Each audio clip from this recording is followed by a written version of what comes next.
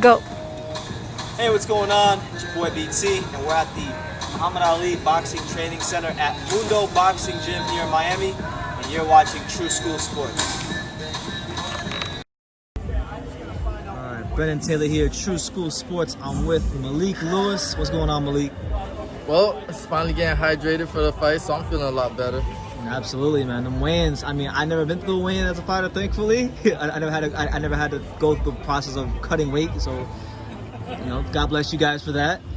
It's a struggle. It's a struggle. I'm sure you get really angry. You want to punch someone in the face, At times, it transitions between wanting to punch someone in the face and just being too weak to even care. Yeah. Like, it goes between both. Like this time, this weight cut, I was just too weak to even care. I just wanted to eat. That's it. Absolutely.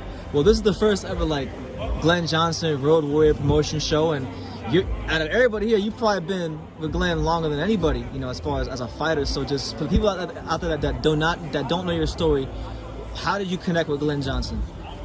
Well, actually, I was working with another boxing trainer, and he thought I was good enough that he wanted to test my skills against somebody in a thump boxing gym.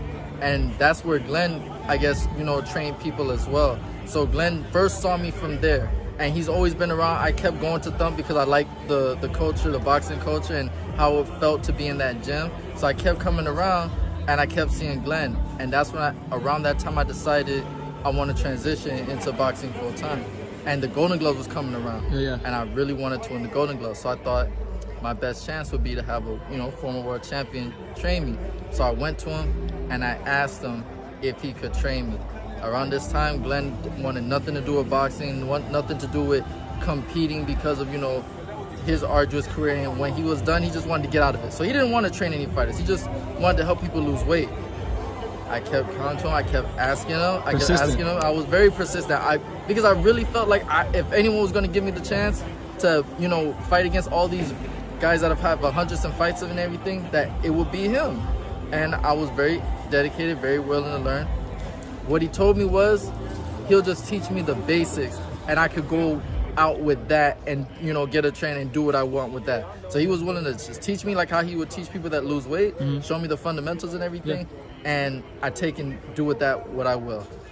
As we kept working together, he started to believe in me more and more. He started to believe in the vision. He started to see that, I guess he had something in his head, like a construct in his head. And for him to see it play out in someone, executing the technique properly, he started to fall in love with coaching. He decided to take me on full time. And that's how we've been like this ever since. So would you say you're the first Glen Johnson fighter? I am don't let anybody tell you different. I am the very first Glen Johnson fighter. I'm the one that converted him into being a coach.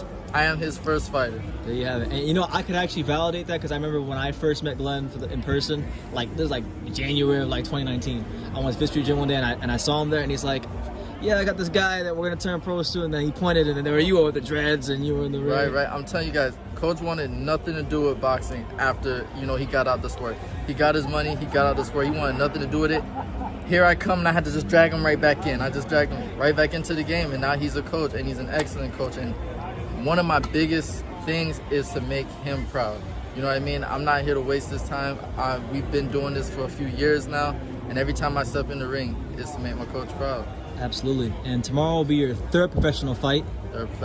So you're still in, like we were saying earlier, in your infancy stages in your career. Right. And just for people out there that haven't seen much of any of your fights, really, how would you describe yourself as a fighter to somebody who's never seen you fight before? To someone that's never seen me fight before, I think you would just see me as another Glen Johnson. Okay.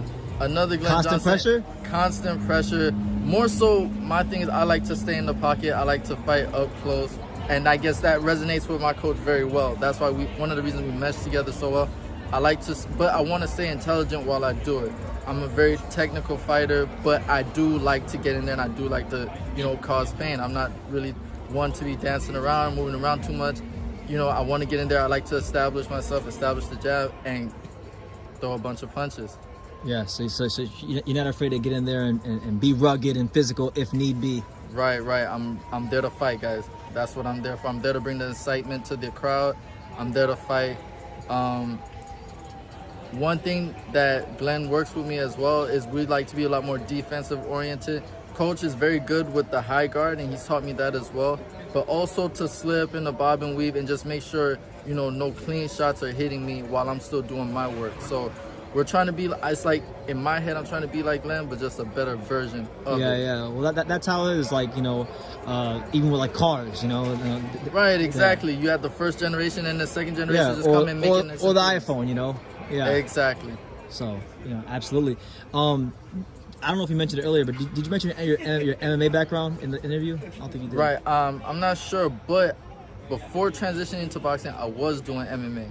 In fact, the whole reason I went to one of the coaches was because I wanted to get my hands even better. That was something I monopolized on when I was doing MMA.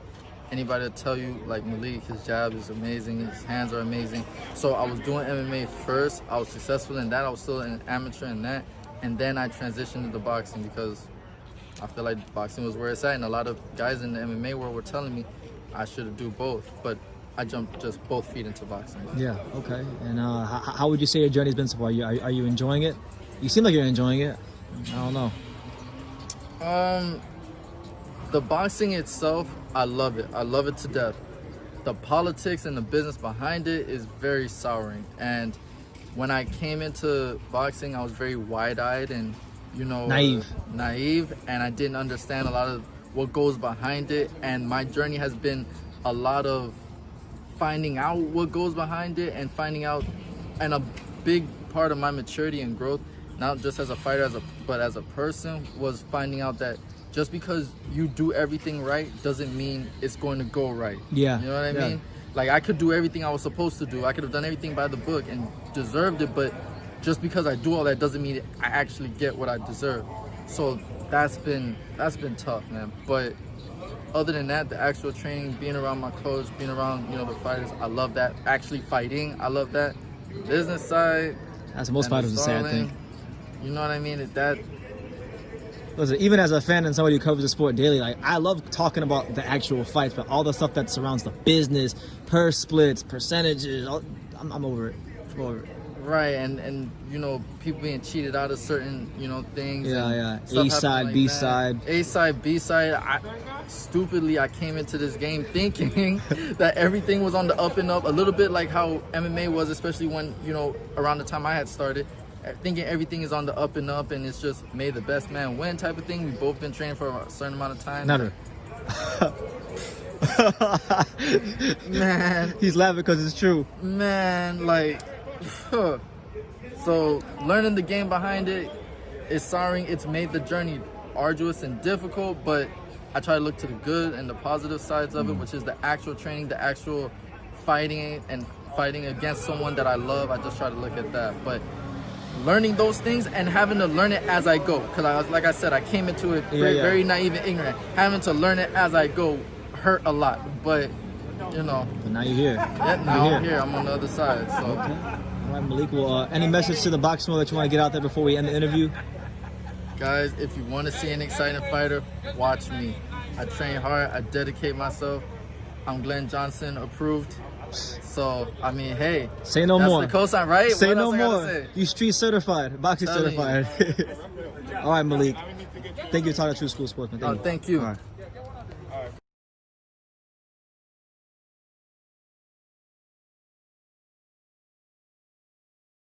This is Showtime Sean Porter. This is Errol Spence Jr. Hey everyone, this is Jesse Vargas.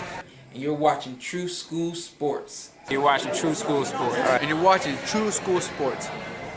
Stay tuned.